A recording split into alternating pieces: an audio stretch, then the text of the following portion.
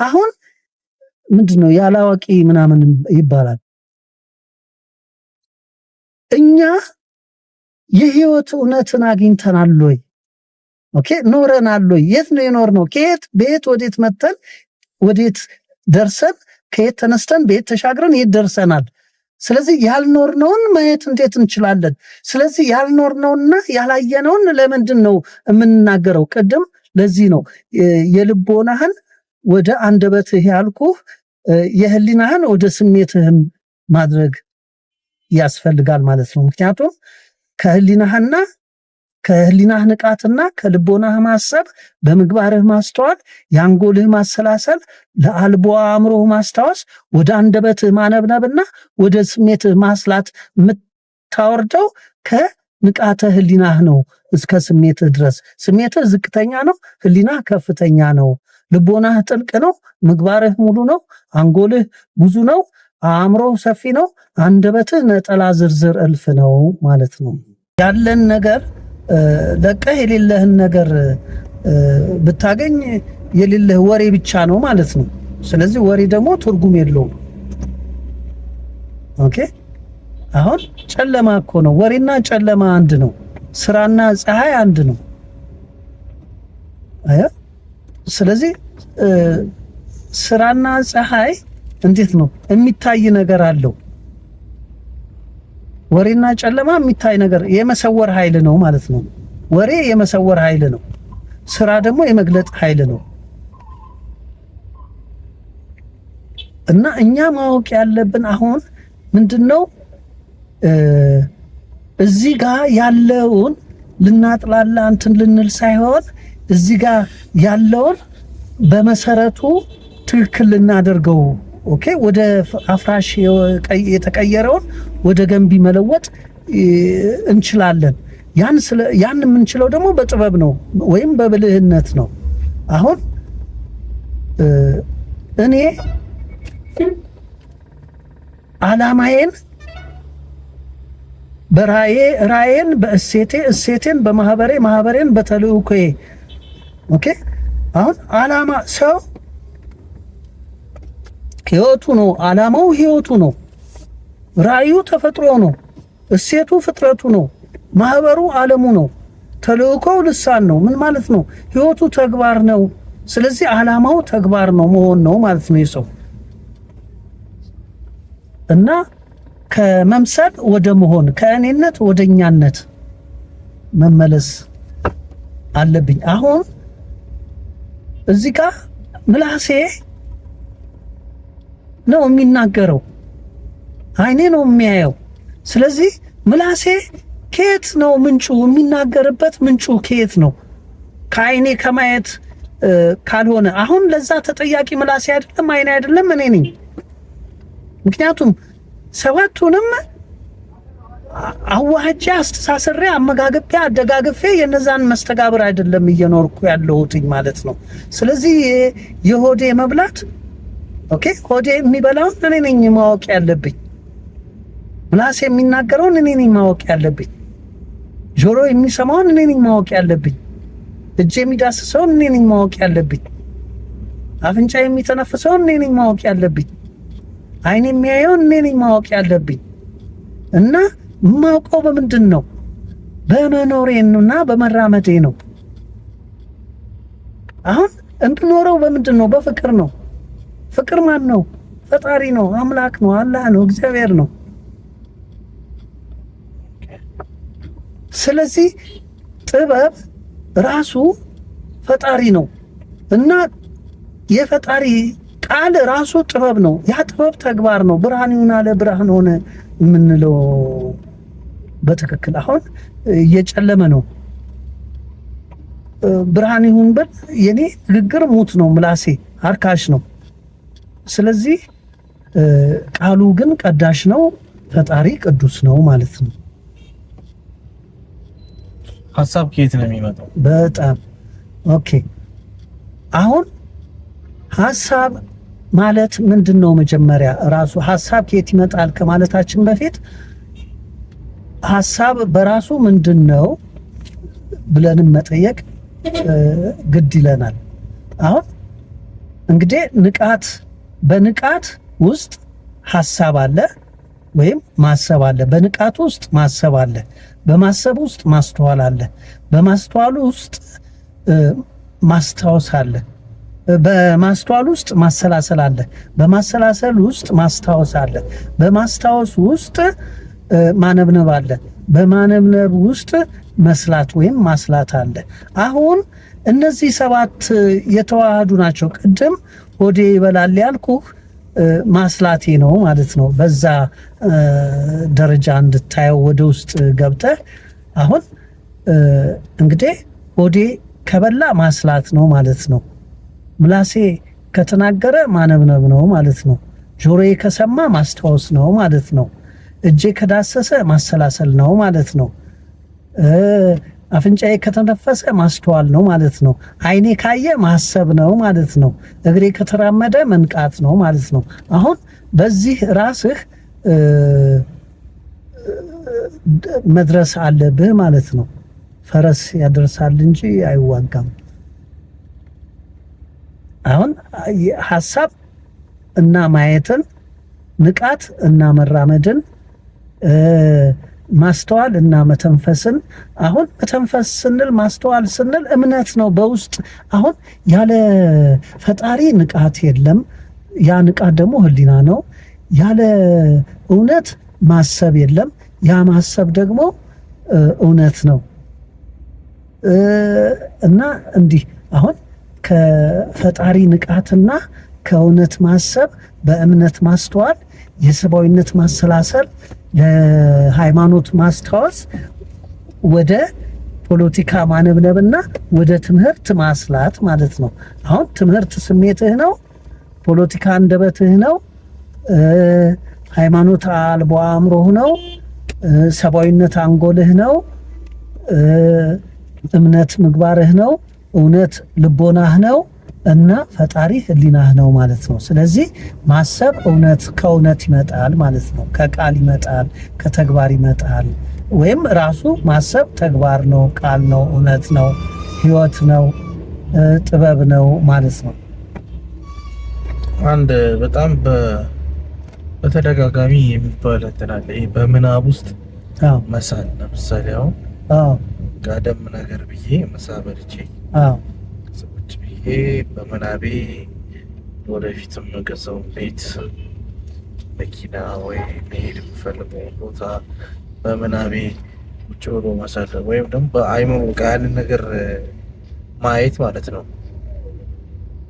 ቪዥዋላይዜሽን ይሉታል ፈረንጆቹ። እና ይሄ ነገር እንዴት ነው? ምንድን ነው? ጥቅም አለው ወይ? ማድረጉ ተገቢ ነው ወይ? ያንን እንደዛ ደግሞ እንዲህ አይነት ጨፍኖ ያንን ነገር የሚፈልጉትን ማየት ማሰብ ወይ የሚፈልጉትን ለማየት የሚፈልጉ የሆነ ነገር ማለም ያንን መለማመድ ማዳበር ምናምን ጠቃሚ ነው። ምን ይጠቅማል? እሺ አሁን ይሄን 8ኛ ማንበብንና አንደኛ መኖርን እንወቃቸው። አሁን አንደኛ መኖር ማለት እስከ 8ኛ ማንበብ ድረስ ነው ማለት ነው።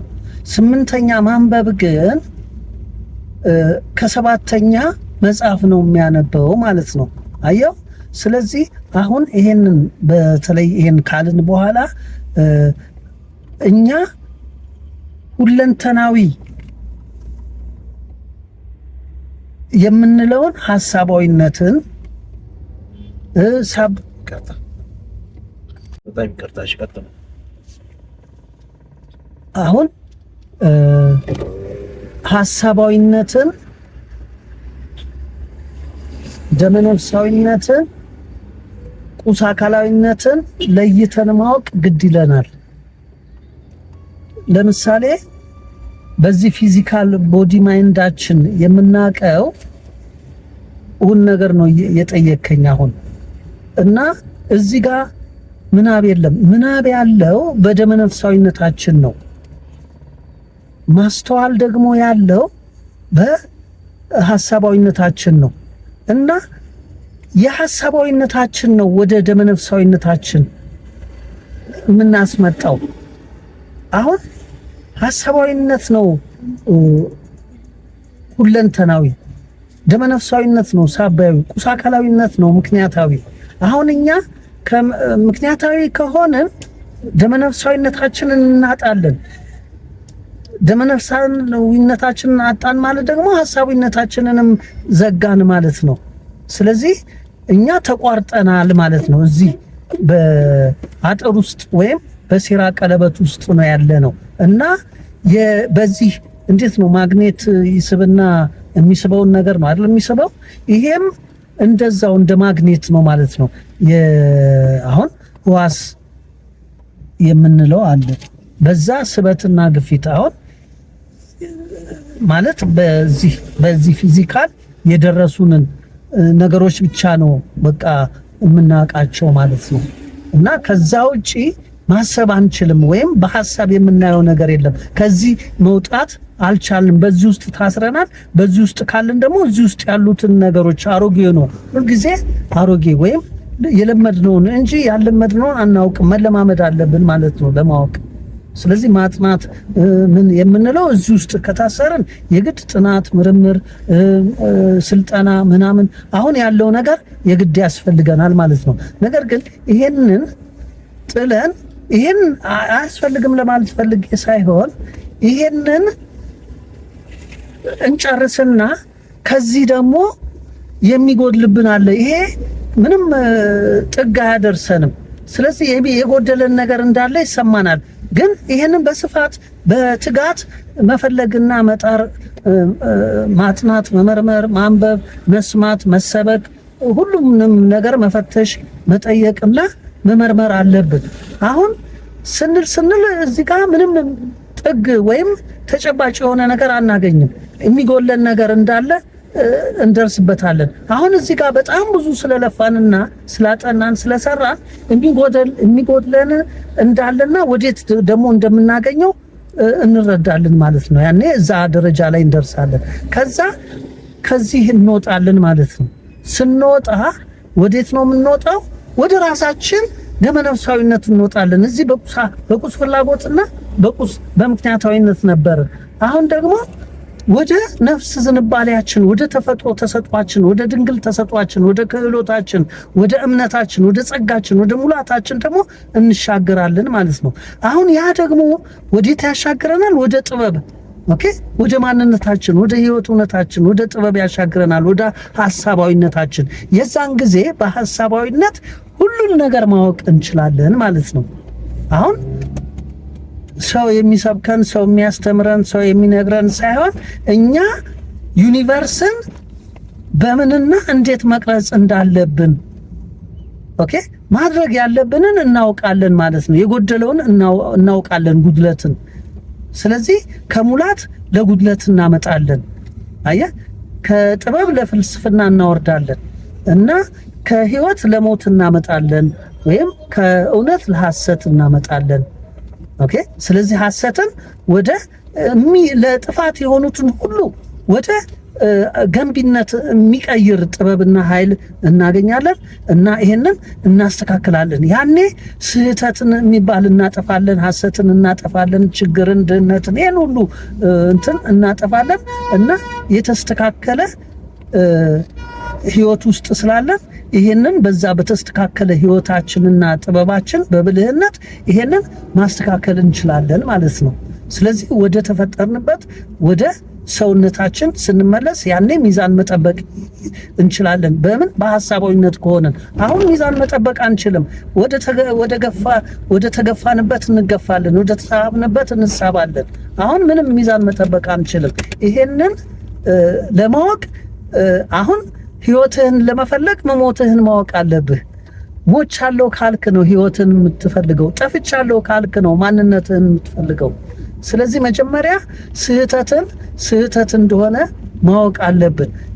ስህተት መሆኑን ሳናውቅ እንዴት ነው ትክክልን ፍለጋ የምንሄደው? ሐሰት መሆኑን ሳናውቅ እንዴት ነው ወደ እውነት የምንሄደው? ሐሰት ደግሞ እውነት መስሎ ነው የሚቀርብልህ።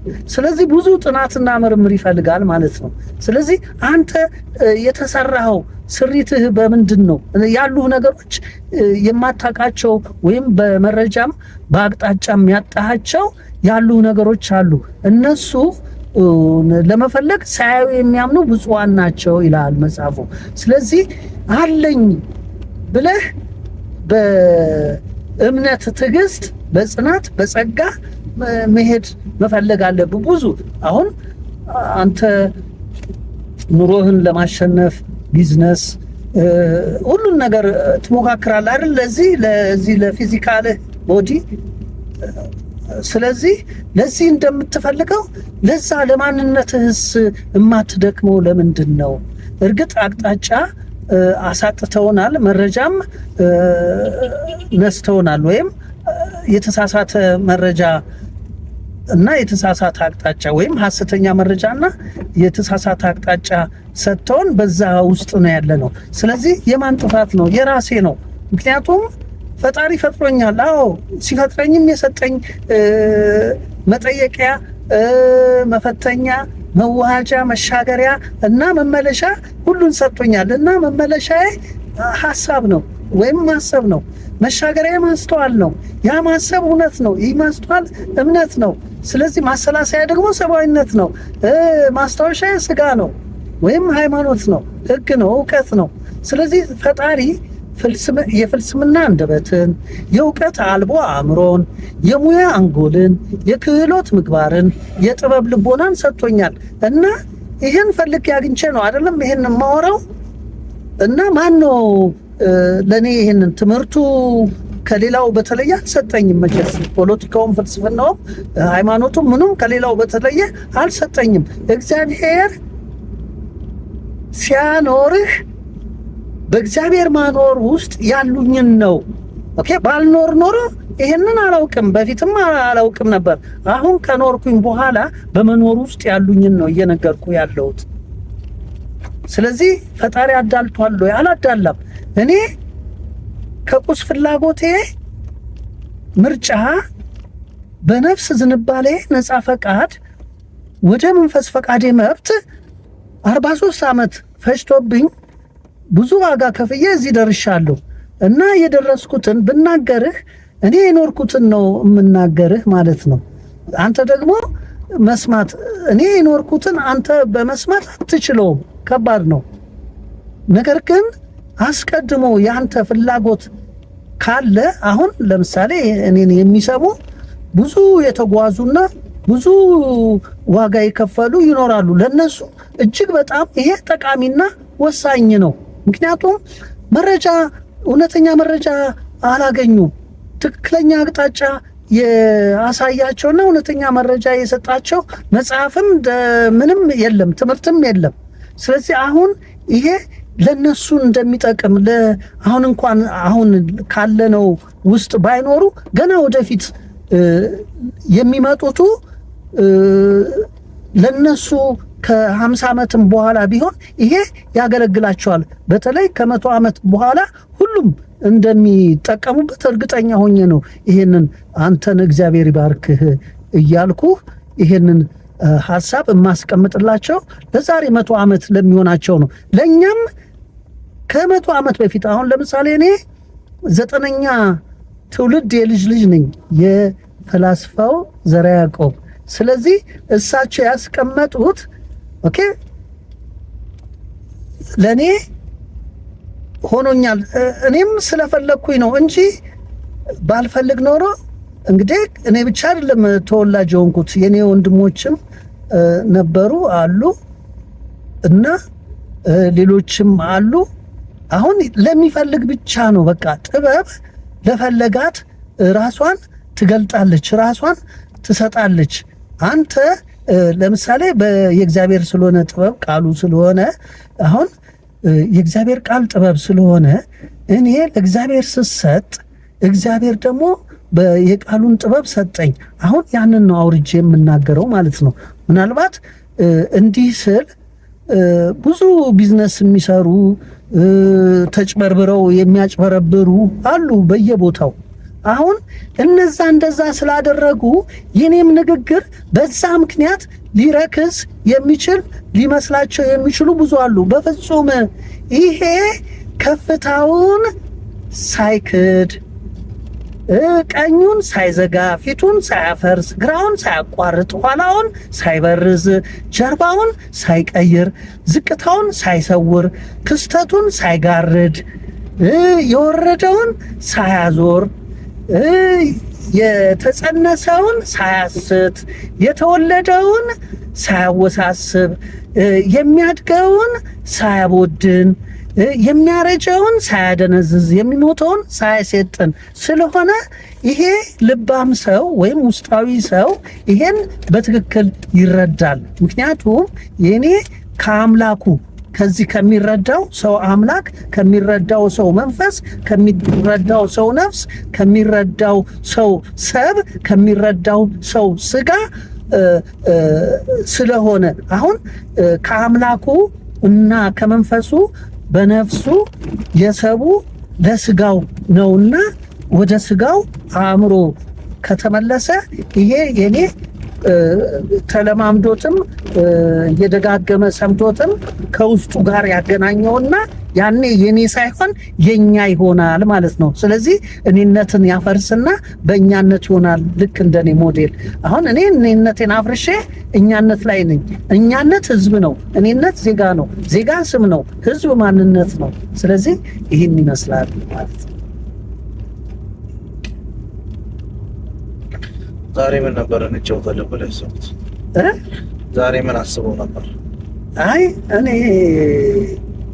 ያው እንደወረደ ቅድም እኮ ብለዋል እዚህ ጋር እቅድ ላቀደ ሰው እግዚአብሔር ይስቅበታል። በቃ እሱ አሪፍ እንትን ነው። ሰው ሲያቀድ እግዚአብሔር ይስቃል። አዎ እሷን ለምን አብራሯት? ለምን መሰለ? ኦኬ ሰው ምንድን ነው የሚያቅደው? እግዚአብሔር በዓላማ ቃል በራእይ ጊዜ በእሴት ሰው በማህበር ቦታ በተልእኮ ቋንቋ ፈጥሮታል። ስለዚህ ከቃሉ ወደ ቋንቋ ወርዷል። ስለዚህ ከቋንቋ ተጠይቆ ለቦታ ተፈትኖ የሰው ተዋህዶ በጊዜ ተሻግሮ ወደ ቃል መመለስ አለበት እንጂ ከዛ ውጭ አቅዳለው ካለ በሰው እቅድ እግዚአብሔር ይስቃል ያልከው ትክክል ይሰራል ማለት ነው። ስለዚህ ሰው እዚህ ጋር ለዩኒቨርስ ፊዚካል ቦዲ ልክ ነው። እቅድ ያስፈልጋል፣ ፕላን ያስፈልጋል፣ ኦኬ ጥናት ምርምር ያስፈልጋል። ቢዝነስ የምትሰራ ከሆንክ ያለ ጥናት ያለ ምርምር ያለ ስሌት አትችልም። ነገር ግን ህይወት እቅድ አያስፈልገውም ማለት ነው። ምክንያቱም የአሁንነት ቅጽበት አሁንን አስብ፣ አሁንን ስራ፣ አሁንን ኑር። የኖርከውን ሙት፣ ሌላ አዲሱን ተቀበል። እንዲህ ከሆነ ስለ ትላንት ነው ስለ ነገ የምታቀደው። ዛሬን ኑር። ትላንት አልፏል፣ ነገ አልመጣም። ዛሬ ያልሰራው ነገ የለም እና እቅድ የሚባል ነገር የለም ማለት ነው። እዚህ በፊዚካል በዩኒቨርስ ፊዚካል ቦዲ ካልሆንክ በማይንድ ካልሆንክ በስተቀር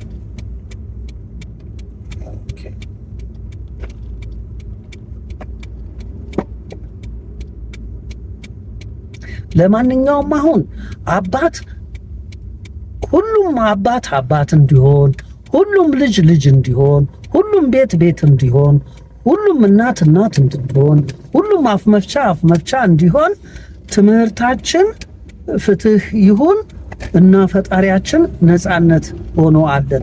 ስለዚህ ይሄንን ግብረገብ መፍጠር መስራትና እቺን የጦር አውድማ የሆነችውን ሀገር ወደ ሰላም እንቀይራት። ይሄን እንችላለን ከፈለግን። እኛ የሚተኩንን የወለድናቸውን ማዳን ከፈለግን ይቻለናል። ነገር ግን መጀመሪያ እኛ መዳን አለብን ማለት ነው። በምንድነው? በንቃተ ህሊና ነው ወይም በእግዚአብሔር ስራ ነው። የምንጠፋው ደግሞ በምንድነው? በሰይጣን ወሬ ነው ወይም በዝቅተኛ ስሜት ቁጥር ስሌት ነው ማለት ነው።